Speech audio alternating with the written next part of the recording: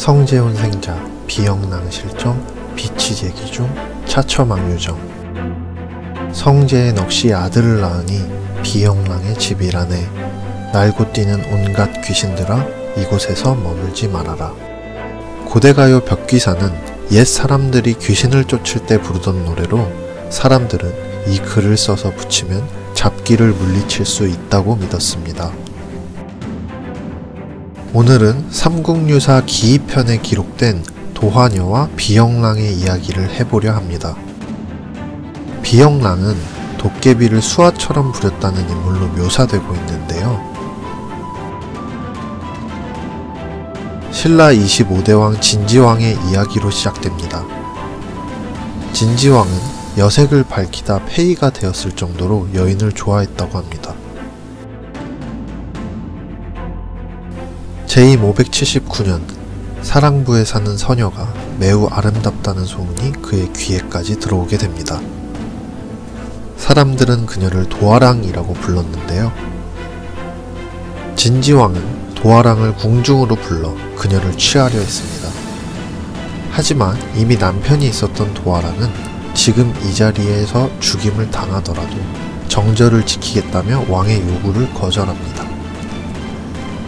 결국 진지왕은 남편이 없으면 자신을 받아들이겠다는 도화랑의 대답을 듣고 나서야 그녀를 보내줍니다.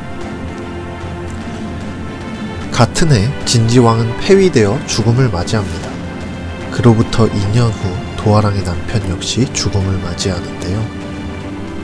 남편이 죽고 열흘이 지난 어느 밤 진지왕이 평소와 같은 모습으로 도화랑의 방에 모습을 드러내었습니다.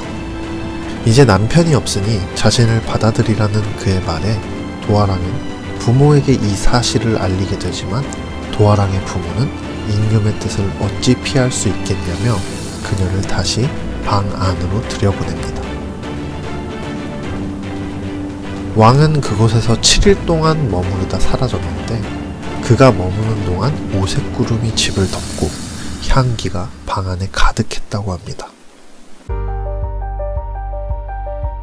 왕이 사라지고 훗날 도화랑은 비영을 낳습니다. 비영이 태어날 때 천지가 진동을 했다고 합니다.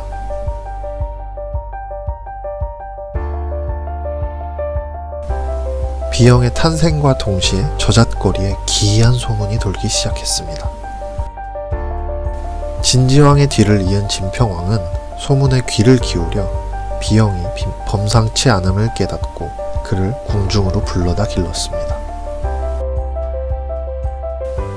시간이 흘러 비영의 나이 15세, 진평왕은 비영에게 집사의 벼슬을 내립니다. 비영은 과연 범상치 않은 인물답게 한없이 충성스럽고 고진 사람으로 성장했습니다. 그러던 어느 날 궁 안에서 이상한 소문이 들려왔습니다. 비영이 밤마다 성벽을 날아서 넘고 서쪽의 황천기슭으로가 도깨비 무리를 이끌고 논다는 것입니다. 진평왕은 정예병 50명을 골라 비영을 감시하게 하는데요. 비영은 어렵지 않게 그들의 눈을 피해 성벽을 넘었습니다. 이에 진평왕이 비영을 불러 묻자 그는 순순히 자신이 도깨비들을 부릴 수 있다고 실토합니다. 이에 진평왕은 비영에게 도깨비를 다스려 신원사 북쪽 도랑에 다리를 놓아보라 지시하는데요. 비영은 도깨비 무리를 이끌고 고작 하룻밤 사이에 큰 다리를 놓았습니다. 이 다리를 귀교라고 부릅니다. 비영랑의 능력에 놀란 진평왕은 혹시 도깨비 무리 중에 인간 세계로 와서 조정의 일을 도울 수 있는 사람이 있는지 묻는데요. 비영은 길달을 추천합니다. 그런데 어느 날 무슨 이유에서인지 길달이 여우로 둔갑해 도망을 치게 되었고 비영은 도깨비들을 부려 길달을 잡아 죽입니다. 그 사건 이후로 도깨비 무리가 비영이라는 이름만 들어도 무서워 도망을 치게 되었습니다. 사람들은 이러한 이야기를 시로 지어 노래로 부르게 되는데요. 그게 바로 벽귀사입니다. 지금까지의 내용이 삼국유사에 실려있는 도화녀와 비영랑의 이야기입니다. 그 이후의 기록이 없어 상당히 아쉽지만 귀신과 인간의 피를 반반씩 이어받은 비영이라는 도깨비 왕이 있었고, 도깨비들로 하여금 귀교를 놓아 인간 세상과 도깨비들의 세상을 잇는 다리를 건설했다는 점이 상당히 흥미로운 내용입니다.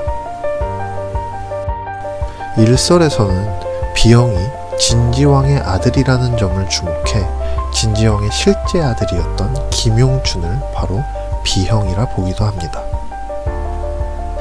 진지왕이 귀신인 상태로 낮은 신분의 도화녀와 아이를 낳은 구조의 이야기가 진지왕이 정상적으로 같은 골품 사이에서 낳지 않은 서자의 아이를 비유한 것이라는 예측입니다.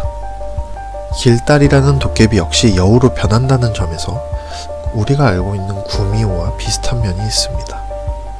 2010년에 방송된 드라마 내 여자친구는 구미호의 모티브가 되었다는 말도 있습니다. 지금까지 신라시대의 도깨비왕 비형랑의 이야기였습니다. 감사합니다.